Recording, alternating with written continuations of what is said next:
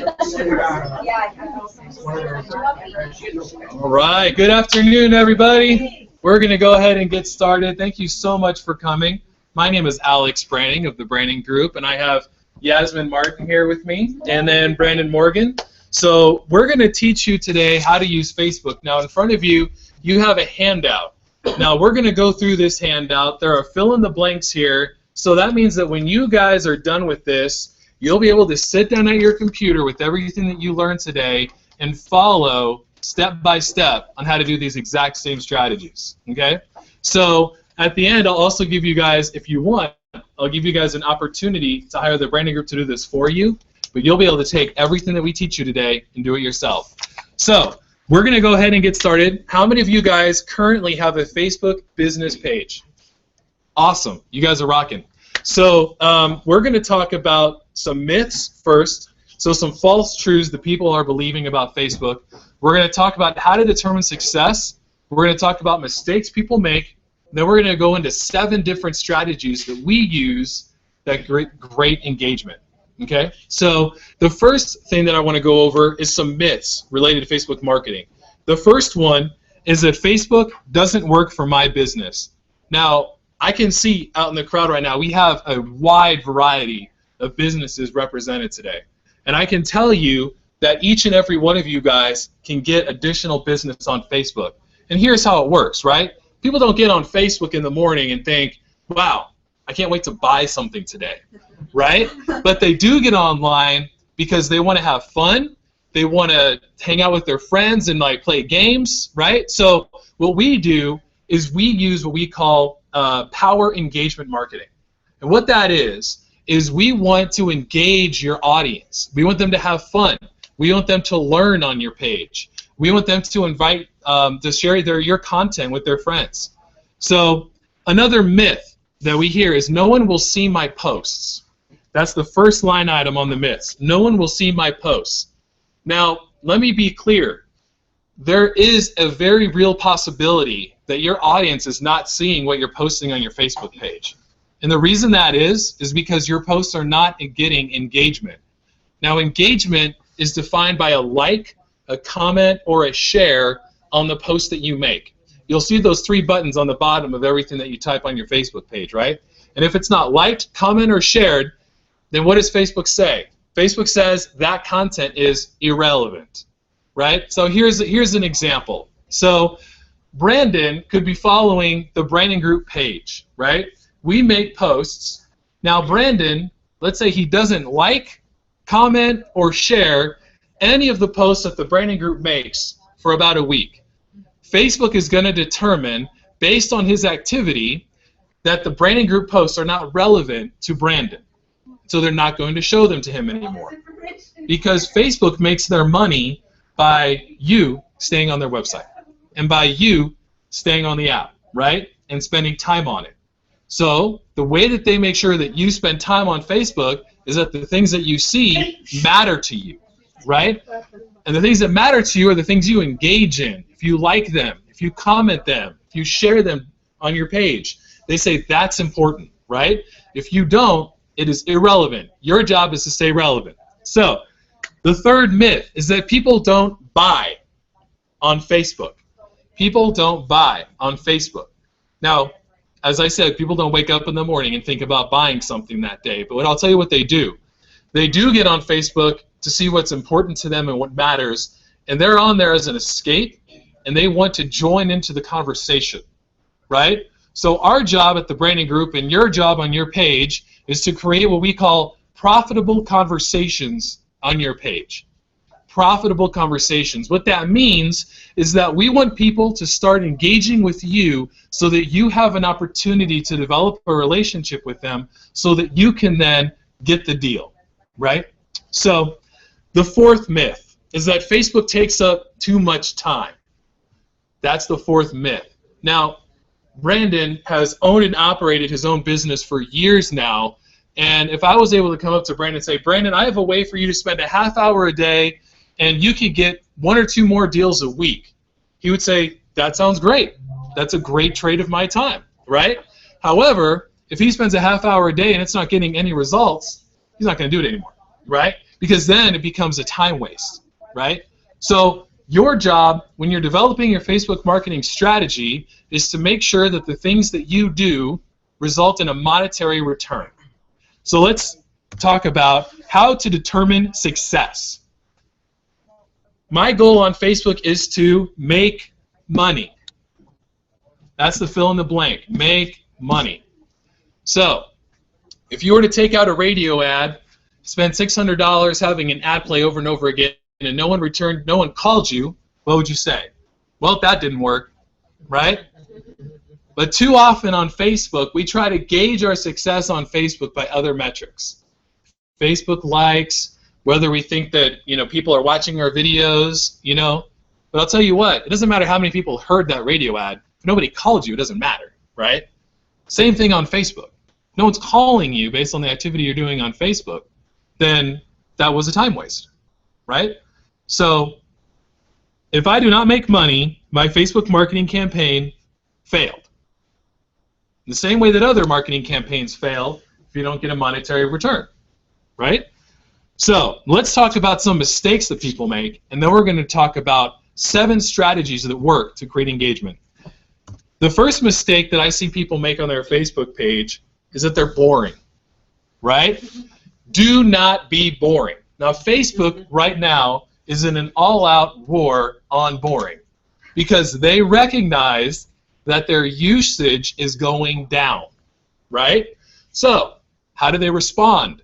They said, man, we got to change this up so that when Brandon gets on Facebook, he spends a little extra time there, right?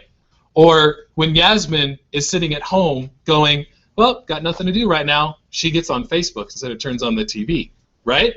That's their job. Now, what does that mean for you as the business owner? That means that you need to make sure that your posts are engaging your audience. Because if they're not, then your posts are not going to be seen. So we took over a Facebook page for a local company.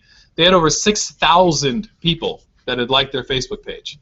But their last couple of posts had reached a total of 6 people. Wow. Now, why is that? Because their posts are boring. They were posting ads after ad after ad. Nobody was engaging with them. So that meant that even though they had accumulated 6,000 fans, people were not seeing the posts that they were making, right? That's the second mistake. Do not keep posting ads, right? Now, we all have a BS indicator, right? We know when somebody's trying to put one over on us, right? So, but too often, we say, oh, I can smell a rat when I see one, but then when we write a post, we write it in such a way that it's like a sales pitch at the end, right? So if our audience is smarter than we think they are, right? So if you try to use some of these strategies for like interesting facts because you want people to learn about what you do, but at the end you end it with an ad, like, call me, I'm giving you 20% off this week, guess what? That's an ad. People don't care what it started with, it ended with an ad. An ad is an ad. Don't post ads. Third, the biggest mistake that I see on Facebook is people forgetting to add their contact information to their page. I had somebody reach out to me and they're looking for a local plumber. And I sent them over to a Facebook page. Well, that particular plumber forgot to put their phone number on the page. And so that person reached back out to me and said, I can't find their contact information. Do you have one? Do you have their phone number? And I said, I don't have their phone number, but I do have another plumber, right? So they lost a deal because their phone number wasn't on the page. Don't make the same mistake. A lot of people in the room are solopreneurs, meaning you're the only one on your business. Well, put your cell phone out there. You need to make sure that whatever method people want to do, people want to reach out, whatever communication method they want to use, you allow them to reach out to you in that way. Email, website, cell phone. You don't want to lose a customer over not being able to pick up the phone, right? So, last but not least, the other mistake is using your Facebook page, your personal profile, as your business. Using your personal profile as your business. Facebook wants you to succeed. They want you to grow your business on Facebook. So they have so many tools to help you. But those tools are only available to you on your Facebook page, on your business page, not your profile. So here's an example, okay? So I can look at Brad's posts and see when his audience is responding and what posts they like, right? There's a lot of analytics behind the page. There's nothing on a personal profile, right? I can't see how many people have seen one of my posts that I make on my personal profile. But I can see who looked at the posts on my business page, the age range, when they looked at it. There's a lot of data. Do you know what we do for our clients when we see that data? We modify when we're posting and what we're posting so that we maximize the effectiveness of your page. I'll give you an example. So we do a lot of real estate agent Facebook pages. We have a gentleman who came from aerospace, and his target clientele are people that are in the aerospace industry. They love information, they love stats, they love numbers, right? There's another real estate agent, and her target market are women who are in a life transition, right? So they're already going through stuff. So her posts are a little bit more lighthearted, they're more relatable, right? Both of these pages are highly successful, and they're doing great for our clients. If we were to switch the content, right? If we were to only post information and stats on this page and just lighthearted fun on this page, that doesn't match the target market. Does that make sense? But we wouldn't have known that if we didn't look at the analytics of the page. So, Yasmin, what other mistakes have you seen people make on their Facebook page? When I go to look a business up, I look and see when the last time they posted is. Because if it's a month ago, 6 months ago, a year ago, are they still in business? What are they up to? What are they doing? This is one way that, as a consumer, I get in touch. This is the first initial contact that sometimes I have with the business. So when they're not posting, I start to wonder, what's going on with them? Do I need to do some more research, or do I need to find somebody else? So that's a big thing for me as a consumer.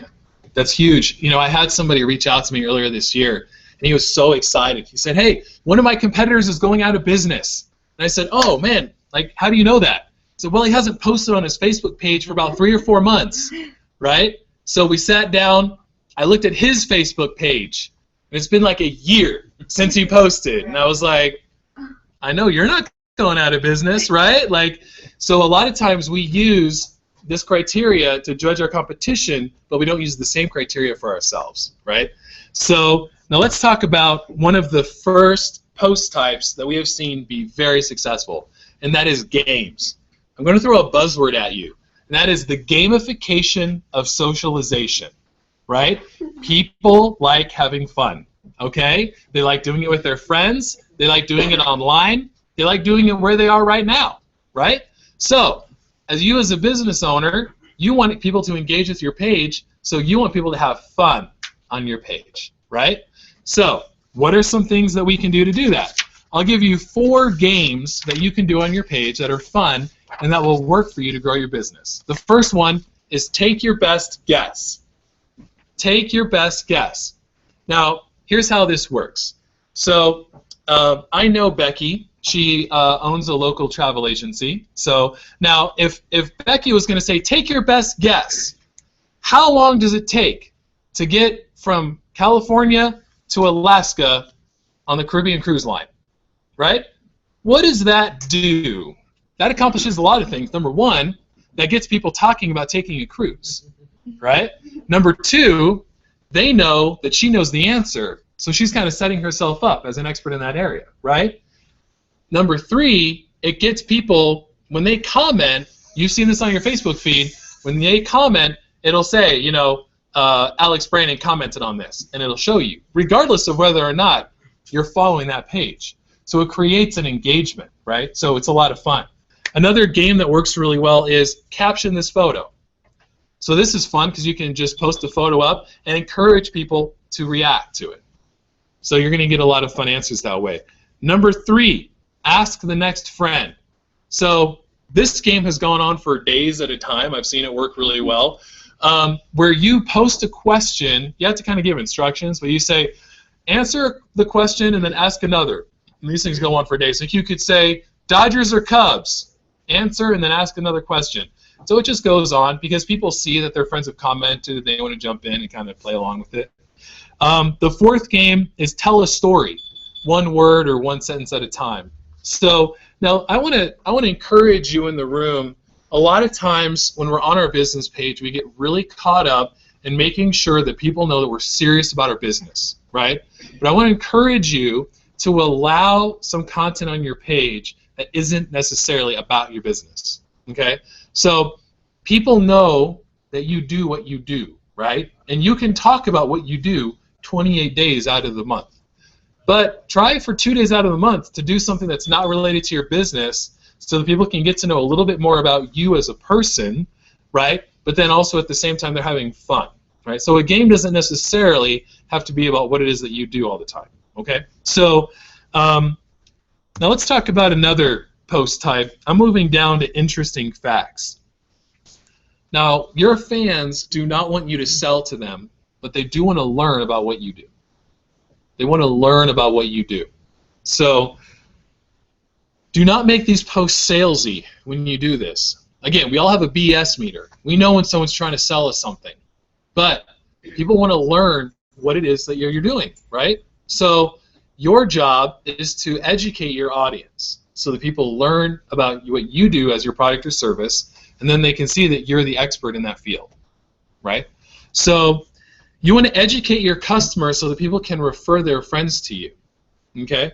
So, you know, Kay owns a beautiful day spa right here on the boulevard, right? And I knew Clouds as only a massage center. And so shame on me, right? So I learned so much from Brandon about everything that you guys do over there. And so that's a great thing to educate your customers about, right? Say, we do this, this, and this. Well, now if I have heard somewhere in a conversation that someone's talking about it, I can say, oh, I just read online that Kay does this over at Clouds, right? So you're educating me so that I can refer people to you, right? So those are some post types that we do. Use a video. Videos of you explaining these interesting facts about your business really help you get the message out. So here's some data for you. It takes you between 2.5 to 4 seconds to digest a text-only status update. But most videos that you post are going to be between 15 to 45 seconds, even the little selfie shots, right? So if Facebook wants you to stay on Facebook longer, then a video that people are going to have to watch for 15 to 45 seconds is going to be shown a lot more than a text-only status update. So we have seen our videos get about 3 times as much reach as our text-only status updates. So try to use videos if at all possible. Even the little selfie videos do the job if you're just trying to get information across. So Yasmin, we do a lot of Facebook pages. What have you learned from the interesting facts that we've posted for our clients? We actually just got expert tutoring going, and I have a first grader, so I don't know that much about school yet. We're still new to it. But I guess in 3rd grade, there's a thing with math, like 3rd through 5th grade, where they start learning a little bit of the harder math. I had no idea that kids generally have this roadblock that they get to with math. I have a 3rd grade niece that's having a lot of trouble now, and so I was able to say, hey, you know, I know these guys, they do an amazing job. They specifically speak to my niece's, you know, little problem right now that she's having. She may need a little extra help. But this is something that in my personal life I can take and keep in mind and watch out for. Something that I had no idea of just by following simple, you know, simple page. So. Awesome. Awesome. So see how we posted something for a client that was talking about a service they did, and when Yasmin read it, it clicked, and she was able to then refer them business. See? So in the same way, by you telling your audience a little bit more about what you do or providing an interesting fact about what you do, you're opening the door to more business for yourself. If those posts are salesy, then they lose their effectiveness because then they become an ad and no one wants to see an ad. But when you post something and you're telling people about what you do, make sure that you don't use industry jargon, right? So we have this problem a lot at the branding group So we have to be very conscious about it because we know all the techie terms for the things that we do, right? But we're not talking to a room of programmers when we describe what we do, right? We're talking to a room full of business people who are trying to make their business grow, and so we have to change the language we use so then we can tell you a little bit more about what we do. Does that make sense? In the same way, don't use industry jargon for the things that you're doing, right? Bring it down to like my level for my knowledge about your industry. So now let's talk about another post type that works really well to generate engagement, and that is humor. Humor. People love to laugh, right? They get on Facebook as an escape. So you want people to just have fun on your page, right? And they can learn about what you do with the funny things that you post. So we'll do things like, we'll post a little program in a room and say, Joe, and point an arrow to him, and it's funny and it's cute, right? The little program in the dark cave kind of thing. People think it's good. But you know what? Funny photos get the likes, right? Funny photos get people to go, that's funny. They'll share it, they'll like it, they'll comment LOL on it, right? It's getting engagement, and that's what's important, right? So you don't want every post to be about your business, but if you can make fun of yourself a little bit, then it works in your favor because you're educating people about what you do and you're making them laugh. So feel free to post about things that are not necessarily related to your business if you think it's funny. When you post about humor, though, make sure you keep it as clean as you would talk to a client. Make sure that no matter what, you're not making fun of any sort of political person, no matter how outrageous you think that person is, because then you're alienating your audience, right? You want to make sure that the class of your humor equals the class of your business, right? So now let's talk about contests. Contests are the thing that I'm really most excited about because we're seeing such huge success. Did you know the branding group started Facebook marketing back in 2010? Ford Motor Company was actually our first client back in 2010 for Facebook marketing. We did a lot of work with them on other things, and they were talking to us about this Facebook. Have you guys ever done anything on the Facebook? Right? So we started working with Ford. So we've been doing this for a long time. So we've had thousands of opportunities to see what works and what doesn't on Facebook.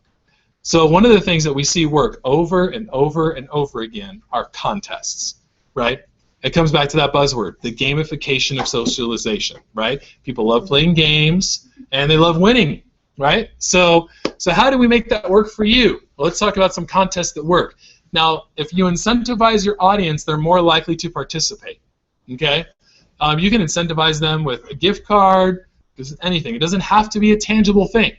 One of the Facebook pages that we do has a member of the month, where if they perform a certain activity, they win member of the month, and they're showing up at the top.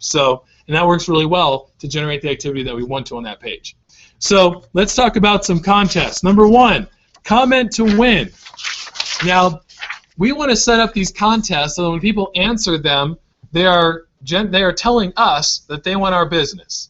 Here's how this works, okay? So I'm going to reference Kay again. So Kay could go on her Facebook page and say, when was the last time you got a massage? Comment to win. I'll pick one person to win a massage, right? So she's going to start getting people comments. Last Monday, 2 months ago, I don't even remember when, too long ago, right?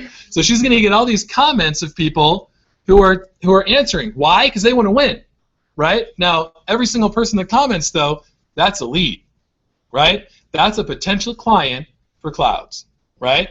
So she might have to give one away, but she's going to get 10, 12, 15 people who have told her when the last time was that they got a massage, and that's a potential lead for her. So another contest that we love running, the caption contests are fun because they get so much engagement. Another one is a fill-in-the-blank contest. Fill in the blank. So now, again, a fill-in-the-blank contest can be used to generate leads for your business.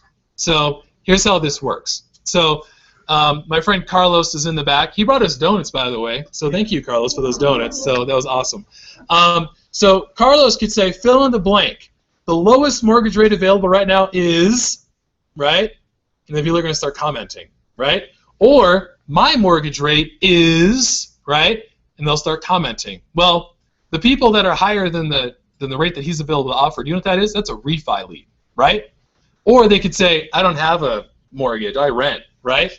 That's the first-time home buyer lead, right? We're creating a scenario where people are telling you that they are ready for your business, right? So you have to get creative with it, but we've seen it work over and over and over again. And again, incentivize them so that they want to take part in it.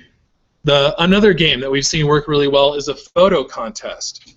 A photo contest. So now this works well because if you get people to send you a photo, they're doing a lot of work, right, to participate in this contest. So you know that they're invested. We did a contest. We run a page called My Antelope Valley at the branding group, and it gets about 3,000 page views a month. Or I'm sorry, 3,000 page views a week. So it's very active. We did a photo contest called The Cutest Couples of the Antelope Valley, right? And it was sponsored by AV Florist, and it was fun. And we had people submit a photo of them as a couple, and then the one with the most likes won. Right? Won like a bouquet of flowers, right? Do you know in that week that page did over 35,000 page views? It went from 3,000 to 35,000, right? Because it was just a well-run photo contest. People just loved it. It was fun. So AV Florist just crushed it. They said they got so much business from that. What's up? Who was the couple? The couple was Laura and Brian Cox. Their photo got like 200 and something likes. It was nuts. It was fun. It was fun. So speaking of contests, Yasmin, would you tell them about the AV Business Alliance? Yes, we are actually facilitating the Antelope Valley Business Alliance. We are bringing local businesses together. The way that it works is that, look, everybody enters in items into a pool. So we have our service-based businesses and we have our products-based businesses. We're entering items into a pool. Everybody gets to pick something. Everybody gets to run a contest. We're facilitating it. We're making sure that everything stays organized because that's definitely a thing. People go on and they see these wonderful things that we're giving away. Say, $10 at Perky's, and Anthony gives it away on his site. And people like it. People enter to win. They're entering in their name, phone number, and email address. And so that's a lead for Anthony. That's a lead for Perky's. And at the end of it all, we have all these people to call, but then somebody wins. We get to say, this person won this, $10 at Perky's. So these people are going in to, use their $10 because they've never been to Perky's before. They've always wanted to try it. And now Perky's can call the rest of the leads that they got, the rest of the people that entered into the contest, and say, hey, you didn't win this time, but I can offer you a 2-for-1 deal if you come on in. Thank you so much for entering into our contest. So that's just another way that we're helping each other grow and bringing our local businesses together. So a real-life example of that for the people in this room would be if Sharon of 31 Bags said, I will offer up this tote bag as a prize, and then Anthony, because he's right here in front of me, if Anthony said, I'm going to give that away to my audience, right? So let's say 15 people enter to win that tote bag. Okay, they're entering their name, email, and phone number.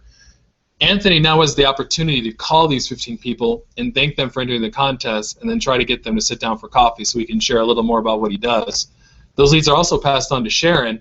One person's going to win the tote bag, but the other 14, Sharon knows because they entered to win it that they want that tote bag, so now she has the opportunity to sell them.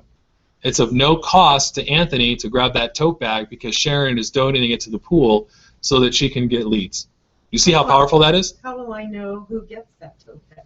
It is randomly generated from all the 15 contestants. We go click. You let me know. Mm-hmm. Yeah. Okay. Yep, we'll say Yasmin won, and so you would, yeah. But that's our part. That's keeping it all, together. So are we in it too? That put if I put a bag in, are we in the drawing too for other things? You can pick. So you can put your bag in, so that you can get leads from people who want a tote bag, and then you can pull like the Perky's gift card and give it away on your page.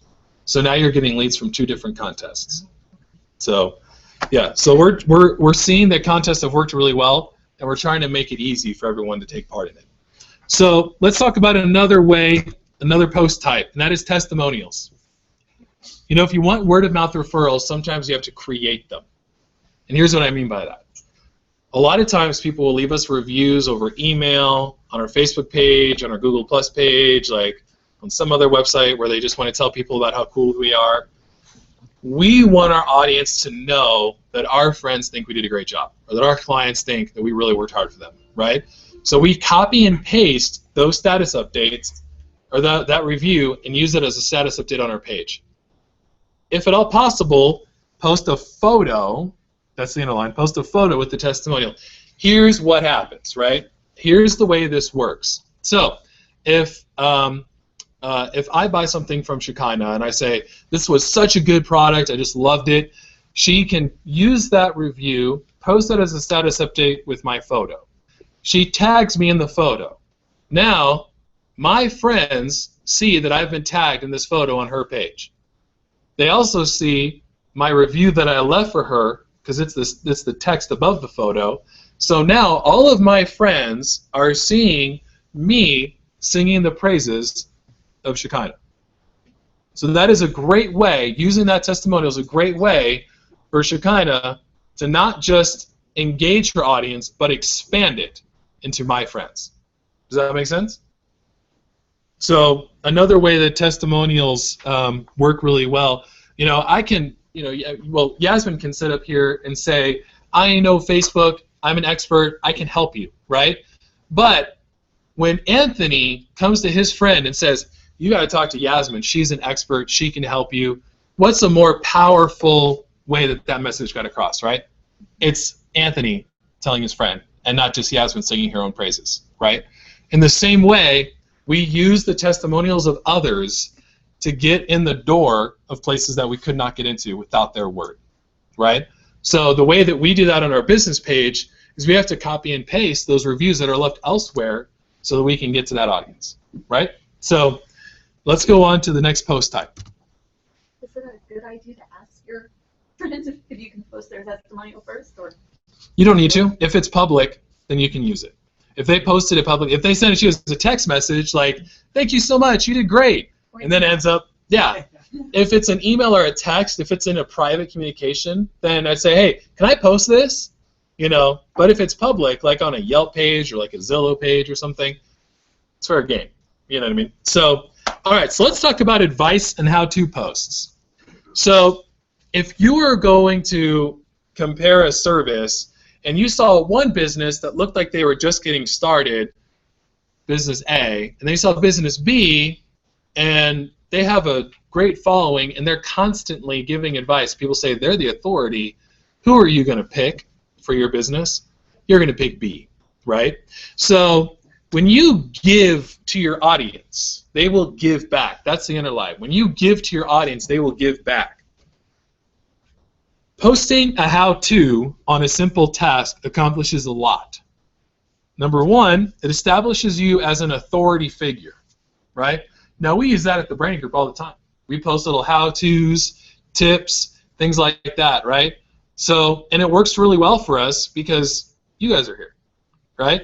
If you guys didn't think that we were capable of teaching you how to use Facebook, you wouldn't have shown up for this workshop, right? So it works to establish yourself as an authority figure in your area. Also, you are demonstrating that you are willing to help and not just to sell, right?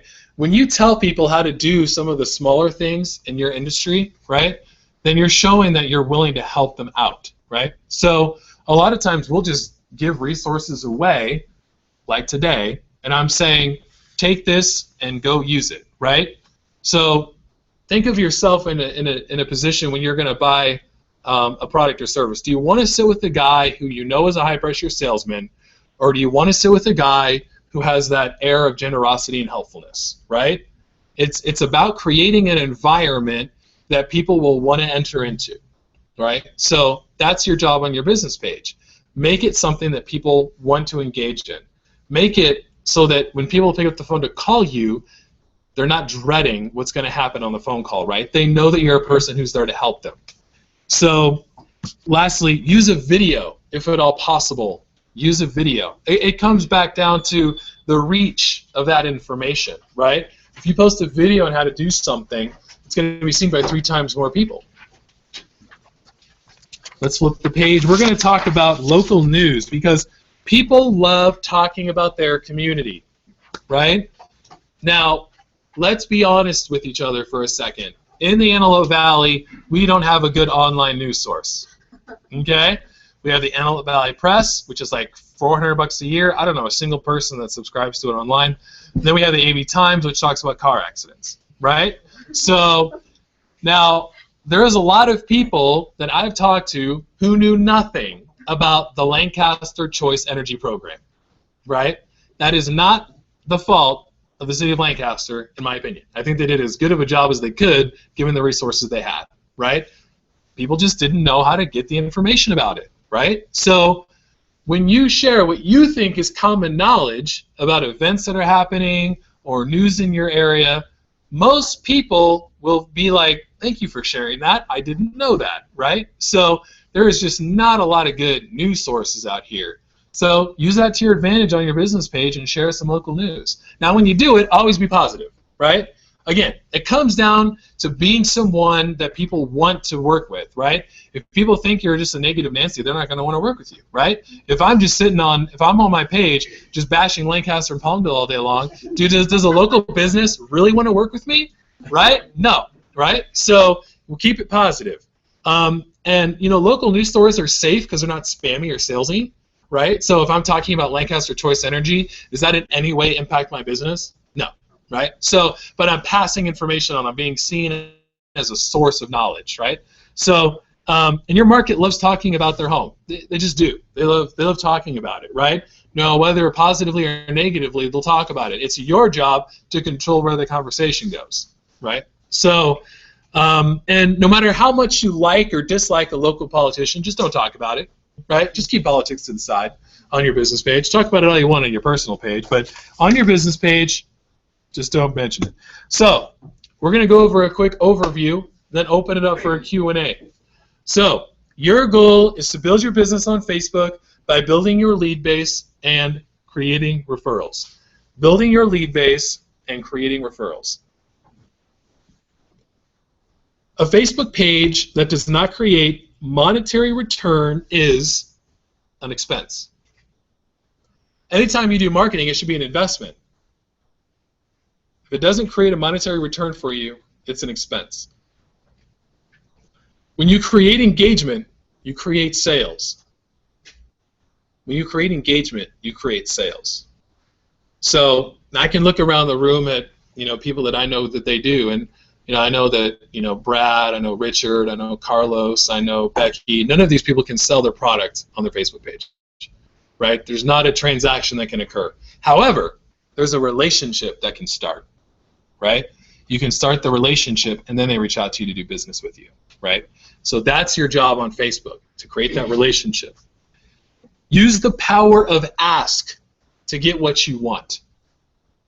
Now, I've just talked about you don't want to post ads, you don't want to be salesy. There's a way to ask for what you want without being salesy, right? And it looks something like this. So I could post some informational topic, and I could say, you know, did you know that Facebook videos get 3 times more reach, you know, blah, blah, blah. And I'll say, if you or a friend wants to learn some tips on how to make a good Facebook video, call me, right? Now, when you pick up the phone and you call me to ask about a Facebook video, at some point in that conversation, right, it's going to come up that you're asking me for help. And now it's an opportunity for me to maybe get a sale, right? But it didn't come off as salesy because I put my number out there as like, hey, if you need more help, just reach out, right? It's all about perception and how you do it, right? So there's so many clients that we have that have gotten leads from people who are calling asking for help. Right? So they call and they say, I think I'm getting screwed here. Can you help me out of this scenario? And then they're able to get the sale by moving them on to something else, right? So, Yasmin, what other tips would you give our audience? I would say, you know, definitely you touched on the politics thing. I've seen some stuff go bad really fast, even if it's innocent, even if it's funny. And if you even think for a moment, like, is it going to be, could it possibly go either way? Don't even, find something else. Find something fun. Yeah. And always remember that if you put a post and a war starts underneath it, you can delete the post. Exactly. The whole Yes. thing will go away. Yes. Because I've had it happen on a perfectly innocent thing, and this friend, it ended up that two enemies that are not on my page. One of them's on my page, it's a friend of one of my children, but the other one, because of friends, ended up on my page, and all of a sudden there was a war going on, and somebody else actually called me and told me, so that I was able to go in, and I just deleted the whole thing. And I took down the information of the couple of good things that happened before this happened. But always remember, you can delete. It's like I just had a sale. Well, I don't want people to go on and be disappointed because now I'm gonna talk to them and show them, something. And 2 weeks ago it was on sale. So I went in and I deleted all my sales stuff because it doesn't need to be there. But always, when there's a war, or something ugly shows up and that you had no control over, you can delete it. Yeah. Nice. Yeah. Brandon, would you have any final tips on Facebook before we move into Yelp? Don't overdo it. Yeah. A lot of people get too excited and they think that they have to have a constant present, which means every couple hours that they need to be feeding that. You don't need that. Once a day is good enough to be relevant. No less and no more is what I tell people. Awesome. Any other questions? Yes, Chris. Hashtags help too, getting the word out to educate. So I think that's important to go ahead and always put hashtags after what you're trying to communicate. Good. I have a question. Carlos. I have a question. On the business page, can you invite friends that are not your friends on your regular personal page? Because I don't know the rest of you have all kind of the same thing, correct? The professional and the business. Yeah, you can invite using an email address, but when you invite just your friends, it'll only show you the friends that are on your personal profile. So from the professional page, you invite them through email. Mm-hmm. From the Facebook email, correct? Yes.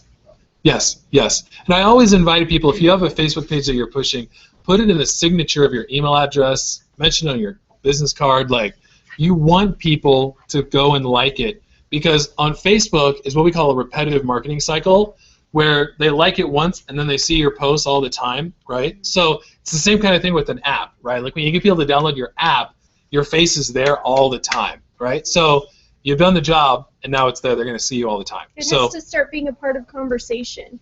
Like when you hand out a business card, that's a natural thing for you to start doing it as a business person. You need to start saying, like me on Facebook, download my app. Those are things that need to be worked into the conversation in a natural way. Yeah. Like I've seen people say, hey, you should like me on Facebook. Last month I gave away blah, blah, blah. And this month I'm going to give away something too, right? Because they're in the alliance and they know they're going to have a monthly contest. So there's always going to be stuff given away. So it just helps people go and like the page and creates a community of engagement, right? We want your page to be a destination place where people are like, oh man, I wonder what so-and-so is doing. And they go and see what's going on. They want to make sure they don't miss the fun stuff you're doing. So we're gonna transition from Facebook into Yelp, which is some new material, and I'm so excited. So Brandon Morgan, take it away. Give me a second to switch sides. I have a question. Yeah. I'm sorry, I know the Q&A is like so It's all good. Go for it. But I have a question. Like when you were talking about communicating like your business with like how you give the example with like cookies. Like how did you make that happen? Did you go into like the store or whatever? And for the alliance, well, we started the alliance, and then we just let people sign up. We have over 100 businesses that are in the alliance, so it just kind of organically spread. When people found out about what we were doing, they're like, "Ooh, I want to be a part of it," and so it just exploded. Oh, okay. So it's kind of like a private little thing, kind of like this. Kind of. It's like the business line. Yeah. So you'll have the if anybody wants to sign up for it, feel free. It's a free service that we provide. Yeah, you're welcome. All right, so before we get started, how many of you know that you have a Yelp page on? How many of you don't know? All right. How many of you know that somebody else can sign you up for Yelp? Okay. So. So here's a little bit of background of me. Some of you know that I am a massage therapist, and Kay knows this, but if you look up massage on Yelp, you will find me as number 3. The 2 above me are spas. The 2 pages below me are spas, and the next person shows up. So I know how to maximize this, and I know the background behind it. There's a lot of things you can do with Yelp, and it's actually one of the quickest ways to get people to call you because they're going to go on looking for your product or service. So those of you that don't use Yelp or don't know that they have Yelp, here's the risk that you run. Anyone can add you to Yelp, and you cannot remove yourself from Yelp once that you are on there. Yelp, you can sue them, you can do whatever, but the way they run their business, you have no legal grounds to remove yourself from Yelp. What is Yelp? Yelp is a user review site, so as you have a product or service, and I, as a user, try it, I can then post a review. And then they rank the systems of whatever your product or service is. And so as I do, it's a search engine kind of like Google, but it's just for products or services. You can't find websites, you can't find any of that stuff. It's just for to look up local businesses. It's kind of like Yellow Pages, only it's driven by the user, not by the person paying. So here's the answers to the risks.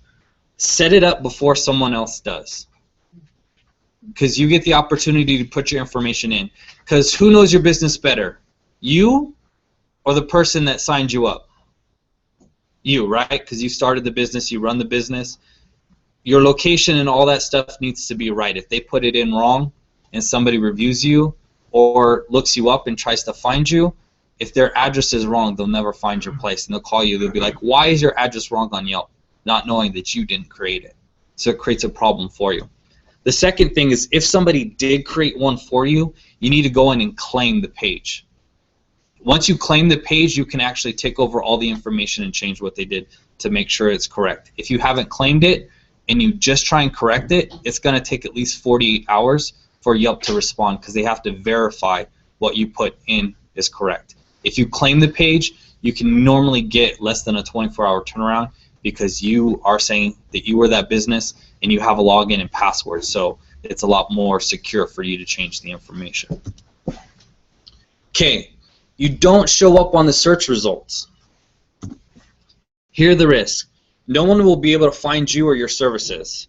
And 2, your competition will get your call first. If you are not using Yelp and your competition is on Yelp, they will get the call. This is a free service. There's no reason for you not to be on Yelp. There are other people that are succeeding where you're failing in this area. So how do you improve these risks? 1, make sure you're under the right category. Yelp lets you have 3 categories that you can choose from. If you're under the wrong category, you're not going to show up in the search results. So if Richard is, somebody set up his page and he said, oh, Richard is a banker, but they don't put business up there. Every time I search for business banker, Richard's not on the list. But if I want to open up my own bank account and Richard shows up and I'm like, hey, I want to open a personal account, he's going to be like, I don't do that. And then I'm going to write a review. He didn't help me out at all. He is not a banker. Now his list is going to go down. And now he has to correct all that stuff. By claiming his business and going in and making sure that the information is correct and his categories are correct, he's going to show up on the proper searches. 2, use keywords. Now, keywords is one of our terms. They're basically, we need to know all that you do. There's going to be a description allowing you to tell us what you do. The more words you use, the more searches you'll show up on. The less words you use, the less searches you show up on. So if your business has 30 things that it does, I need to know those 30 things that it does. Because if you said you did TV repair, right? TV sales. TV sales. If you don't put TV sales on there, it's not going to pop up.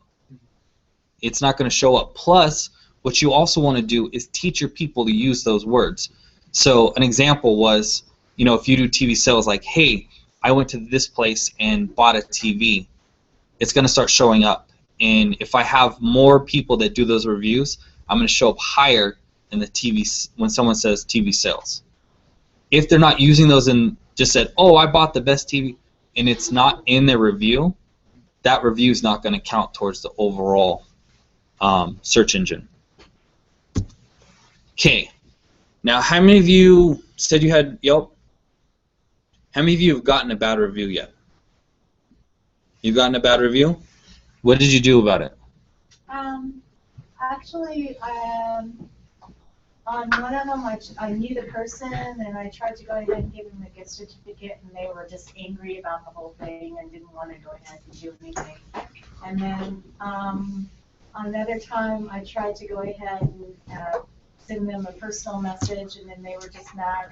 I can't really go ahead and say too much because of the HIPAA privacy laws for, you know, medical, that kind of thing. And we have an audience where people don't feel good, they're in a bad mood when they come in. So if they're in a bad mood and they don't get everything addressed, then they're going to go ahead and give us bad. Did you do private or public? Private. Okay, that was a mistake. Okay. And here's why. If you get a bad review, it can drop you down further on the list, and people see your business's practices. So if they just see that bad review, they see you have bad business practices. And this is why I'm saying don't do a private. Do the private message, but also do something public. Okay. Respond to the review. How many of you have had a bad experience in a restaurant? Okay. The manager comes out, and he comes out and talks to you, says, so sorry that we made this mistake. Does that show you that the restaurant is bad or that they have good business practices? If you do not respond and just let that 1 star go away, or you respond in a negative way, people are going to see how you do business. They don't care about the review. They see a bad review. How did you handle the bad review? You've got to turn that negative into a positive. On the same side, you also need to talk to the person, because the only way to change that review is to make that person happy. Now, not everybody can be made happy, but as we're smart consumers, as I read that review, if I see that that person was so mad when they went and the owner tried their best to appease them, I know that if something goes wrong, that owner's going to take care of me. If I see that that owner then said, oh, you're the problem, this or that, I know that if I have a problem, they're going to take it out on me. I don't want to take my business to that person. So make sure you do a public display of a positive that, hey, we're trying to help you out. How can we help you? 2, people don't trust perfect. If you have a perfect review, people are going to start questioning like, hey, there are a few industries that perfect is okay, but in the restaurant, we know if it's a perfect review, something's not right. Because no matter where you go, there's always going to be something perfect. Or there's not going to be perfect. Something's going to make a mistake. We want to see how you respond to that. It's actually better than having perfection. 2, they want to see how you handle yourself. In that negative, they want to see that, hey, if there's a problem, we will take care of it, because service is our top priority, not being perfect. How many of you have tried to give away things or heard of people giving away things if you give them a good review? If you show me a review, I will give you free products or service. Anybody heard of people doing that on Yelp? Here's the problem with that.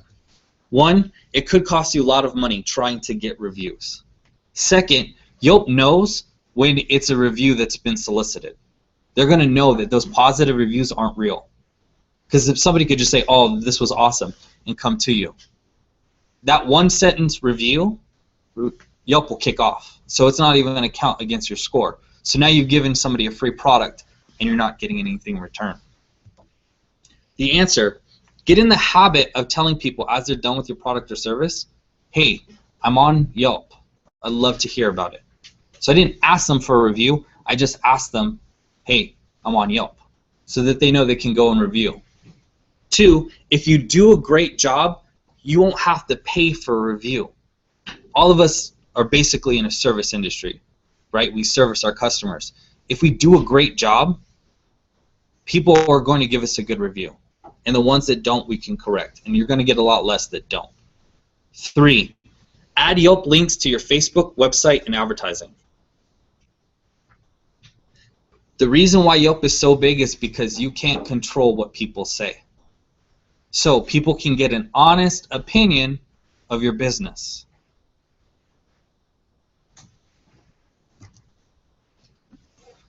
How many of you that have Yelp have been approached to do ads on Yelp? Okay, one of the things that they'll tell you is if you pay for the ads, they'll remove the bad reviews. And they'll tell you a bunch of other stuff.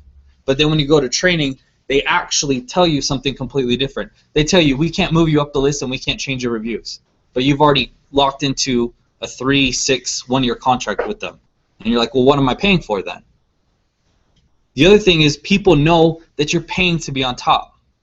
What would you rather have, the honest person that's number 1 or the one that says ad on it?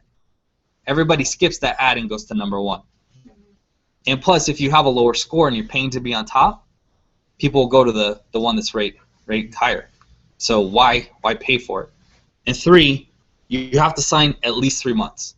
That's a risk because you don't know what your returns are going to be, and they have a high dollar amount of cancellation policy. So here's the answer. Nothing can remove a bad review but the author of that review. So don't pay for someone to remove it because it's not going to happen. 2, you won't move up the list without reviews. If you go that 3-month period and you don't get any more reviews, as soon as you're done paying, you're going to stay in the same spot. So your purpose should be is to get reviews, not worrying about being on top. If you do that, eventually you'll make it to the top and not have to worry about paying for anything.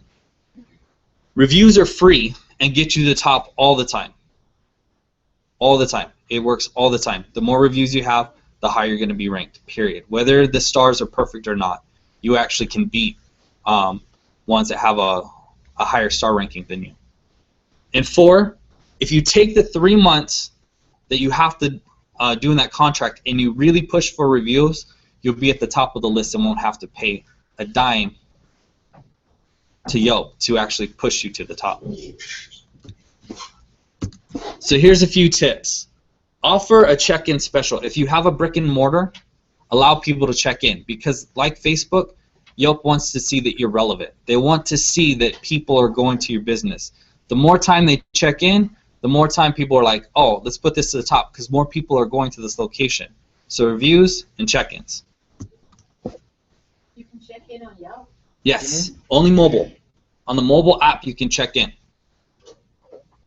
And most people are going to use the mobile app. Yes. It gives you a dashboard too of how many people looked at your Yeah. Your check-in and website stuff and who looked at what. Yeah. So it's really good. When you claim your business, it gives you the business back end of it. So it actually will show you how many times people looked up your map, how many times people called you, how many times people went to your website. They do a good job of tracking everything. The numbers that they give you of how much a person can look up your map, call you, and look up your website, and they'll count it as 3 sales when really it's just 1 person. But they'll tell you how much money you should have been making through all their contacts. Will they tell you who is looking at your Yelp page?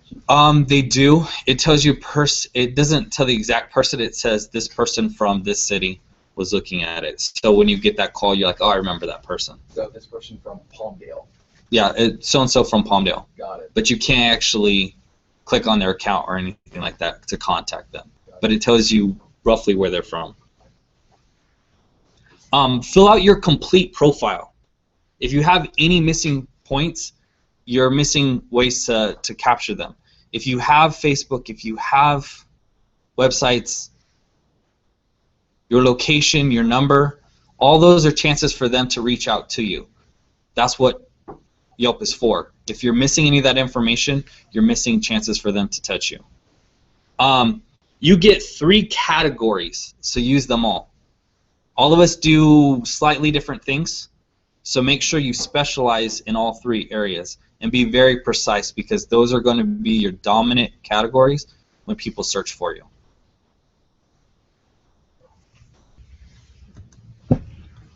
Use professional pictures. Our cell phones take really good pictures, but not good enough for business. You know, do you want to put... Actually, I gave Kay the same thing. if you have a gorgeous building, and as you go in, it's this great space, but your pictures show so, you're losing that person because that's their first contact. So if they go blah when they see your pictures, that's going to be what they think your business is, even if it can be completely gorgeous inside. And the other thing, take a picture of the front of your building because people are going to be coming to where you're at, and if they've already seen it, it'll be easy for them to find. And the last thing is have fun interacting with your reviewers. When somebody gives you a review, interact with them, talk with them, send them a message. Have fun with it. Don't just be, oh, thank you for your review. So, in conclusion, take control of your Yelp. Make sure your business is seen. Don't let a negative be a negative. Keep your reviews honest. And people want reviews, not ads. Piggybacking on the same thing of what we said with the Yelp, or with the Facebook. We don't want the advertisements. We just want honesty. So that's it. Awesome. Thank you, Brandon. You're welcome. Thank you. So, good job. Good job. So, any questions on Facebook or Yelp? Yes, Julie. I have a question on Yelp. If you don't have a physical address, is it something that you should